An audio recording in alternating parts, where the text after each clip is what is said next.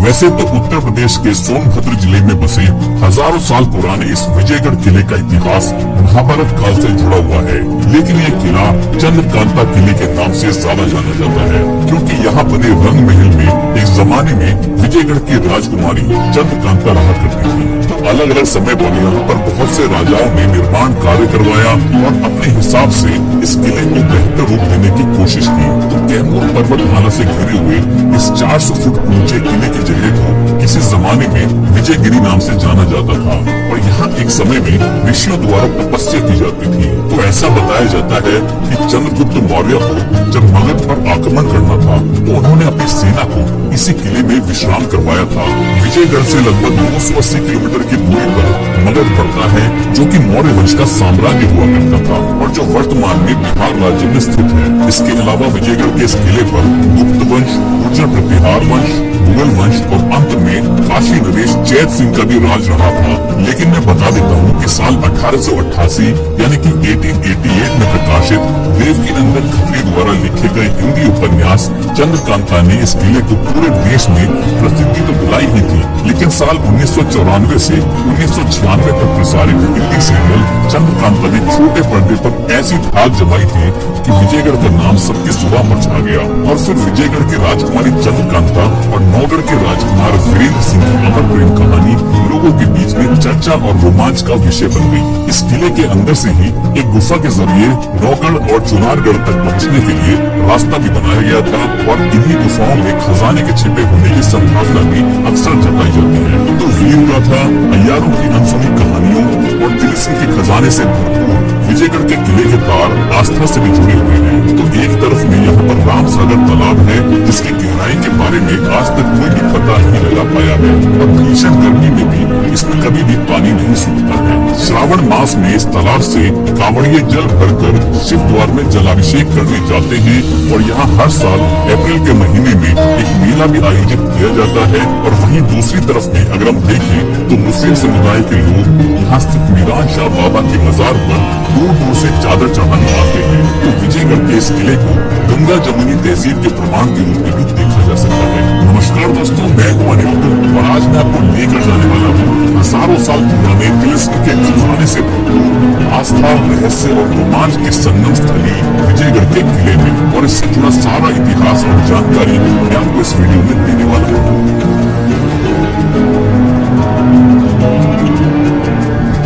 तो विजयगढ़ किला उत्तर प्रदेश राज्य के सोनभद्र जिले में मऊकला नाम के गांव में स्थित है, जो कि सोनभद्र यानी कि रॉबर्ट्सगंज से 30 किलोमीटर की दूरी पर और बनारस से करीब 110 किलोमीटर की दूरी पर है। लेकिन मैं आपको ये बता देता हूँ कि यहाँ पहुँचने के लिए आपको पब्लिक ट्रांसपोर्ट नहीं मिल पाएगा और आप या तो अपने निजी वाहन से यहाँ पहुँच सकते हैं या फिर आप रॉबर्ट्सगंज से ही कैब या ऑटो को किराए पर लेकर यहाँ आ सकते हैं। तो जब आप यहाँ जाएंगे तो आपको शुरू में तो बहुत खूबसूरत रास्ते दिखाई देंगे, जैसा कि खंडोल डैम से लगा हुआ ये रास्ता दिखाई दे रहा है और यही दूर से अगर आप देखेंगे तो वहाँ पहाड़ी पर विजयगढ़ किला भी नजर आ रहा है। लेकिन जैसे जैसे आप आगे बढ़ेंगे ये रास्ता सकरा होता जाएगा और क्योंकि यहाँ आसपास में पूरा जंगल का इलाका है तो आपको इस प्रकार के रास्ते यहाँ नजर आएंगे। अगर आप गूगल मैप्स पर लोकेशन लगाकर यहाँ पहुँचना चाहते हैं तो मैं बता देता हूँ कि फिलहाल में इसकी मार्किंग थोड़ी सी गलत है और एक जगह जंगल में ऐसी आती है जब आपको मैप्स ये बताएगा कि आप अपनी डेस्टिनेशन पर पहुंच गए हैं। लेकिन आप बिना घबराए आगे चलते रहिएगा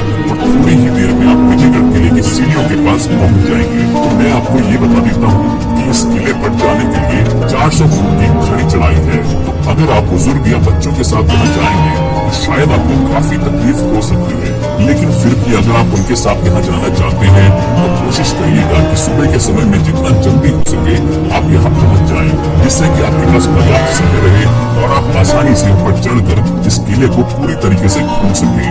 वैसे तो साधारण तौर पर इस किले को घूमने के लिए बहुत ही कम लोग आते हैं, लेकिन फिर भी मैं ये कहूँगा इस किले को घूमना किसी एडवेंचर से कम नहीं है। तो जब आप यहाँ पर चढ़ना शुरू करेंगे तो भले ही आपको थोड़ी थकावट महसूस होगी, लेकिन यहाँ के खूबसूरत नजारे देखते देखते आपकी थकावट कब मिट जाएगी आपको पता भी नहीं लगेगा और इन्हीं नजारों को देखते हुए आप इस किले के प्रवेश द्वार तक भी पहुँच जाएंगे। तो ये ये है इस किले का प्रवेश द्वार यानी कि एंट्री गेट। और यहाँ ऐसा ही एक और प्रवेश द्वार किले के दूसरे छोर पर भी बना हुआ है जो मैं आपको थोड़ी देर में दिखाऊंगा। दोनों दरवाजों में से किसी भी दरवाजे का इस्तेमाल कर आप इस किले में प्रवेश कर सकते हैं। तो आइए मैं आपको इस किले के अंदर लेकर चलता हूँ और इससे जुड़ी सारी जानकारियाँ मैं आपको देता हूँ। तो ये जो गेट हमने देखा ये अंदर से इस तरीके से नजर आता है और आप देखेंगे कि इसके ऊपर में फोर्ट की डिफेंसिव वॉल यानी कि सुरक्षा दीवार का हिस्सा नजर आ रहा है। आइए आपको ये ऊपर चलकर दिखाता हूँ। यहाँ ऊपर चढ़ने के लिए सीढ़ियाँ भी बनी हुई है जो कि आपको क्षतिग्रस्त दिखाई देंगी। तो ऐसा मालूम पड़ता है यहाँ पर ऊपर में सैनिक खड़े होकर इस किले की निगरानी किया करते थे, क्योंकि यहाँ पर आपको इस प्रकार के छेद भी नजर आएंगे जो कि हमने पहले भी कई किलों में देखे हैं। इनसे झांक कर सैनिक दुश्मनों पर हमला कर सकते थे। तो आइए नीचे चलते हैं और बाकी का किला देखते हैं। तो इस किले का अधिकतर हिस्सा आपको खंडहर के रूप में ही नजर आएगा। और ये जो सामने में आप कक्ष देख रहे हैं ये शायद किसी जमाने में सैनिकों के रहने का कक्ष हुआ करता था, क्योंकि ये सुरक्षा दीवार से एकदम लग कर बनाया गया है। और ये दीवार किले के चारों ओर में आपको नजर आएगी। वो बात अलग है कि काफी जगह से ये टूटी भी हुई है, लेकिन वहाँ से भी आप कैमूर पर्वतमाला के नजारों का मजा तो ले ही सकते हैं। इस दीवार को बनाने के लिए यहीं के पहाड़ी पत्थरों का इस्तेमाल किया गया है, जिससे कि इसकी मजबूती का साफ पता लगता है। तो जैसा कि आपने देखा ये पूरा पहाड़ी इलाका है, यहाँ अभी भी आपको कहीं कहीं पर इस तरह के चट्टानों के हिस्से दिखाई देंगे और मुझे तो ये देखने में काफी खूबसूरत लग रहे हैं। और एक बात मैं आपको यहाँ पर ये बताना चाहूंगा कि मेरे पास वोडाफोन और एयरटेल के सिम कार्ड है और दोनों में ही यहाँ पर बिल्कुल नेटवर्क नहीं था। तो आप जब भी यहाँ पर आए तो आप ये मानकर चलिएगा कि शायद आपको भी यहाँ पर मोबाइल नेटवर्क न मिल पाए। यहाँ किले में अगर छोटे बड़े सारे तालाब मिला लिए जाए तो कुल मिलाकर यहाँ पर 7 तालाब बने हुए हैं। इनमें से राम सागर और मीरा सागर तालाब में कभी भी पानी नहीं सूखता है, भले ही यहाँ पर कितनी भी गर्मी क्यों न पड़ जाए। तो ये सामने वाला तालाब जो आप देख रहे हैं ये है राम सागर तालाब। तो श्रावण के महीने में हर साल श्रद्धालु कांवड़िए यहाँ पर आते हैं, तो यहाँ से जल लेकर शिव द्वार धाम तक की पवित्र कांवड़ यात्रा करते हैं। किंवदंतियों के अनुसार ऐसा भी बताया जाता है कि पहले जब यहाँ लोग घूमने आते थे तो तालाब से बर्तन निकला करते थे, तो लोग उन्हें खाना खाने के बाद धोकर इसी तालाब में वापस छोड़ देते थे। और एक विचित्र बात इस तालाब के बारे में ये भी बताई जाती है कि इसकी गहराई कितनी है, इसके बारे में आज तक कोई भी पता नहीं लगा पाया है। तो ऐसा बताया जाता है कि इस किले के निर्माण से पहले ये जगह विजयगिरी पर्वत नाम से जानी जाती थी और ये पर्वत साधु महात्माओं का गढ़ हुआ करता था। और शायद इसी वजह से आज भी आपको यहाँ पर साधु महात्मा पूजा अर्चना और हवन करते हुए नजर आ जाएंगे। तो ऐसा बताया जाता है कि इस किले को महाभारत काल में प्रसिद्ध राजा बाणासुर द्वारा बनवाया गया था और यहीं पर मगध देश जनसंघ की बंदी बनाया गया था। और ऐसा भी कहा जाता है कि चंद्रगुप्त मौर्य ने जब मगध पर आक्रमण करना था तो उन्होंने अपनी सेना को इसी किले में विश्राम करवाया था। 4वीं शताब्दी से लेकर 6वीं शताब्दी के अंत तक यहाँ पर बुद्ध वंश का राज रहा था और फिर 6वीं शताब्दी से लेकर सन 1036 तक यहाँ पर गुर्जर प्रतिहार वंश ने अपने पैर जमा रखे थे। सन 1040 में इस किले का पुनर्निर्माण जादून राजपूत राजा विजयपाल द्वारा करवाया गया था। मुगल बादशाह अकबर के समय में यानी कि 1556 से लेकर 1605 के बीच में विजयगढ़ का किला और इस इलाके के सभी किले मुगल वंश के नियंत्रण में आ गए थे, लेकिन बाद में काशी नरेश ने इस पर कब्जा जमा लिया था। विजयगढ़ किले के अंतिम शासक बनारस के राजा जय सिंह थे और उन्होंने यहाँ पर तब तक शासन किया जब तक अंग्रेज यहाँ तक नहीं पहुँच गए। तो महाभारत काल से लेकर अंग्रेजों की गतिविधियों तक का साक्षी ये विजयगढ़ का किला अपने साथ कई रहस्यों को समेटे हुए है। हर साल अप्रैल के महीने में यहाँ पर एक मेला आयोजित होता है जिसको बोला जाता है उर्स। इस मेले में अलग अलग धर्मों और जातियों के लोग यहाँ पर आते हैं। इस किले में एक गणेश भगवान का प्राचीन मंदिर भी बना हुआ है और यहाँ किले के मेन गेट के पास में ही एक मजार भी है जो कि हजरत मीरान शाह बाबा के मजार के नाम से जानी जाती है, जहाँ दूर दूर से लोग चादर चढ़ाकर मन्नत मांगने आते हैं। तो इस किले से हिंदू और मुस्लिम दोनों के समुदाय के लोगों की आस्था जुड़ी हुई है, इसलिए इसको गंगा जमुनी तहजीब के प्रमाण के रूप में भी देखा जा सकता है। तो मीरा सागर और राम सागर नाम के जो 2 तालाब मैंने आपको दिखाए उनके बीच में बना हुआ है रानी चंद्रकांता का महल, जिसको रंग महल नाम से भी जाना जाता है। तो इस किले के बाकी हिस्सों की तरह ही ये हिस्सा भी आपको खंडहर के रूप में ही दिखाई देगा। यहाँ भी आप देखेंगे कि अंदर में झाड़ियाँ और पेड़ उग गए हैं, जिससे जिससे कि ये पता लगता है कि न जाने कितने समय से यहाँ किसी भी तरह की कोई भी देख रेख नहीं की गई है। तो देख रेख के अभाव में ये ऐतिहासिक किला खंडहर के रूप में तब्दील होता जा रहा है। तो अभी जो स्थिति आप यहाँ पर देख रहे हैं, अगर यही स्थिति कुछ और साल यहाँ पर रही तो वो दिन दूर नहीं है जब ये किला पूरी तरीके से खंडहर बन जाएगा।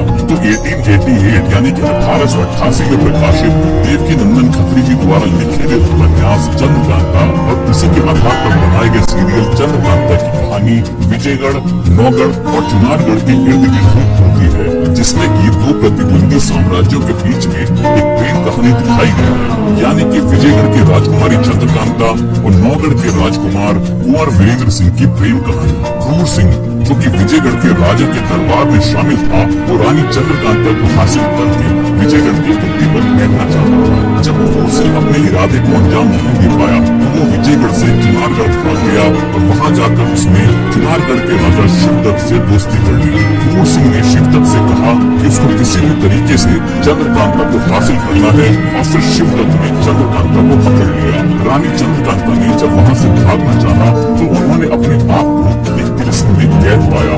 उसके बाद नौगढ़ के राजा कुंवर वीरेंद्र सिंह तैयारों की मदद से शिवदत्त से लड़े और तिलिस्म को तोड़कर रानी चंद्रकांता को अपने साथ ले गए। तो आपकी जानकारी के लिए मैं ये भी बता देता हूँ कि 1994 से लेकर 1996 तक यानी कि 1994 से 1996 तक दूरदर्शन पर प्रसारित होने वाला चंद्रकांता सीरियल आज तक का सबसे बड़ा ब्लॉकबस्टर टीवी सीरीज में से एक है। तो आइए आपको ये रानी चंद्रकांता का महल नजदीक से दिखाता हूँ। तो यहाँ पर आप देखेंगे ये पूरा आपको खंडहर ही दिखाई देगा। तो ये गेट्स देखिए आप, ये आर्चनुमा डिजाइन बनाया गया है और इनके ऊपर भी फूलों की भी नक्काशी की गई है। तो यहाँ देखेंगे आपके दीवारों में खाने बने हुए हैं जिनको कुछ सामान या फिर दीपक रखने के लिए इस्तेमाल में लाया जाता था। तो यहाँ देखिए आपकी पेड़ों की जड़ें भी इस महल की दीवारों में घुस गई हैं। तो यहाँ चारों ही तरफ में ऐसे आर्च वाले गेट्स बनाए गए हैं और इनके पिलर्स पर भी देखिए आप कितनी सुंदर कलाकारी की गई है। तो किसी जमाने में ये पिलर भी सही सलामत रहा होगा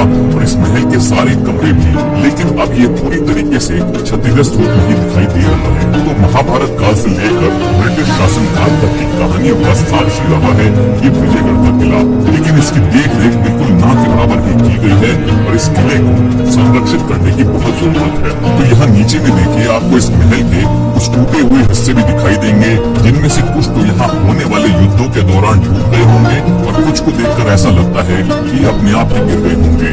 और ऐसा भी बताया जाता है कि इस महल में कई मूर्तियां भी हुआ करती थी, लेकिन वो सभी यहाँ हुए आक्रमण के दौरान तहस नहस हो गई थी। तो यहाँ आप अंदर में देखेंगे कुछ इस तरह के कक्ष बने हुए हैं और जैसे कि मैं हमेशा बोलता हूँ कि इमारतों की दीवारों पर लिख कर इनको खराब ना करें। ये हमारी ऐतिहासिक धरोहर है और आप इनको खराब नहीं कर रहे हैं, बल्कि आप अपने देश की छवि को खराब कर रहे हैं। तो ये था विजयगढ़ किले का प्रसिद्ध चंद्रकांता महल। तो आइए अब आपको इस किले में बनी बारादरी दिखाता हूँ। तो ये जो सामने में आप इमारत देख रहे हैं, ये किसी जमाने में बारादरी हुआ करती थी। इसके अंदर का हिस्सा भी आपको क्षतिग्रस्त रूप में ही दिखाई देगा और यहाँ पूरे में झाड़ झंकार ही नजर आएंगे। और यहाँ आप देखेंगे कि ऐसे कक्ष भी बने हुए हैं जो राजा महाराजाओं के समय में इस्तेमाल में लाए जाते थे। तो ये थी विजयगढ़ किले की बारादरी। तो आइए अब इस किले का मुख्य द्वार यानी कि मेन गेट और उसी के पास में बनी कचेरी आपको दिखाता हूँ। तो ये जगह जो आप देख रहे हैं, यहीं से इस किले के मुख्य द्वार के लिए रास्ता बना हुआ है। यहाँ पर घुसते ही आपको दोनों ही तरफ में काफी सारे पिलर्स दिखाई देंगे। तो ये जगह किसी जमाने में कचेरी हुआ करती थी और राजा महाराजा लोग इसी जगह पर आम लोगों की परेशानियां सुनकर न्याय किया करते थे। तो जैसा कि पहले भी कई इमारतों में मैंने आपको दीवान आम और जनता दरबार दिखाया है, उसी तरीके से इस किले में एक कचेरी बनी है जहाँ पर राजा सभी गलत का फैसला किया करते थे। तो एक जरूरी चीज मैं आपको बताना चाहूंगा कि अगर आप किले के इस हिस्से में आना चाहते हैं तो आप दिन के समय में ही यहाँ पर आए और कोशिश करिएगा कि आप किसी के साथ में यहाँ पर आए, क्योंकि ये बहुत ही सुनसान सी जगह है और ऐसा हो सकता है कि हमारी तरह आपको यहाँ पर दूर तक कोई भी इंसान नजर न आए। तो इस किले की एक खासियत ये भी बताई जाती है कि यहाँ कुछ गुफाएं हैं जिनके जरिए नौगढ़ और चुनारगढ़ किले तक पहुंचा जा सकता है, लेकिन उन गुफाओं तक पहुंचने का रास्ता बहुत ही खतरनाक है। किंवदंतियों के अनुसार ऐसा बताया जाता है कि ये रास्ता तिलिस्म से ही खुलता है और किले का सारा खजाना भी इन्हीं गुफाओं में छुपे होने की संभावना अक्सर जताई जाती है। खैर आपने देखा होगा कि हमने जिस तरफ से किले में प्रवेश किया था इस तरफ की सीढ़ियां काफी अच्छी तरीके से बना दी गई हैं, लेकिन इस तरफ की हालत अभी भी काफी खराब है। तो चलिए आपको इस तरफ का भी रास्ता मैं दिखाता हूँ। तो हम अब इस किले के दूसरे छोर पर आ गए हैं और ये जो सामने में गेट आप देख रहे हैं ये है सिंह द्वार और ये इस किले का मेन गेट हुआ करता था और इसी के सामने में किले तक पहुँचने का रास्ता बना है जो आपको थोड़ी खराब अवस्था में दिखाई देगा। तो ये था किले के सामने का हिस्सा जो अब काफी कम इस्तेमाल किया जाता है। आइए अब आपको बाहर लेकर चलता हूँ और यहाँ की कुछ और बची हुई इमारतें दिखाता हूँ। तो यहाँ ये इमारत भी मुझे नजर आई लेकिन इसके बारे में कोई जानकारी मुझे नहीं मिली। तो यहाँ पर अंदर में 2 कमरे बने हुए हैं। पहले कमरा ये है जिसमें कि कई सारे खाने बने हुए हैं जो कि इसलिए बनाए जाते थे जिससे कि इनमें कुछ सामान या फिर मोमबत्तियां और दीपक वगैरह रख सके। और ये सामने वाला जो खाना दिख रहा है आपको, इस तरह के खाने अधिकतर भगवान की मूर्ति रखने के लिए बनाए जाते थे। और ये है यहाँ बना दूसरा कमरा जिसमें दोनों ही तरफ में ऊंचे ऊंचे चबूतरे बने हुए हैं। यहीं पास में आपको कई सारे स्तंभ दिखाई देंगे। इनको देखकर ऐसा लग रहा है कि जैसे किसी जमाने में यहाँ पर कुछ कक्ष बनाए गए होंगे जो बाद में खंडित हो गए होंगे, या फिर ये घोड़े बांधने का अस्तबल भी हो सकता है। कहना थोड़ा मुश्किल है कि ये क्या हो सकता है। अगर आपको इस इमारत के बारे में कोई भी आइडिया हो कि ये क्या हो सकती है तो नीचे कमेंट करके जरूर बताइएगा। वैसे तो विजयगढ़ किले के परिसर में 2 यात्री शेड बने हुए हैं और वीरान शाह बाबा की मजार और हनुमान जी के मंदिर के पास 56 सीढ़ियों का निर्माण करवाया गया था जिनसे हम ऊपर चढ़कर आए थे।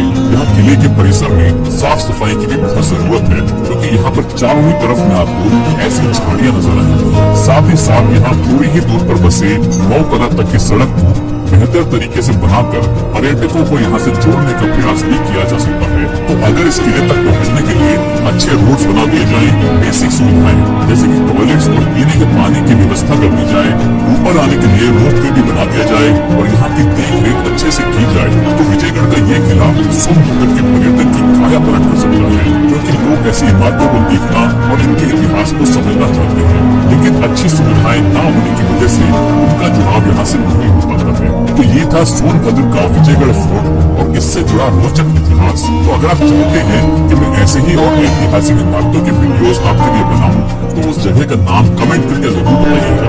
उम्मीद करता हूँ कि आपको मेरा ये वीडियो पसंद आया होगा। अगर आपको ये वीडियो अच्छा लगा तो इसको लाइक और शेयर करना मत भूलिएगा और अगर आप मेरे चैनल पर नए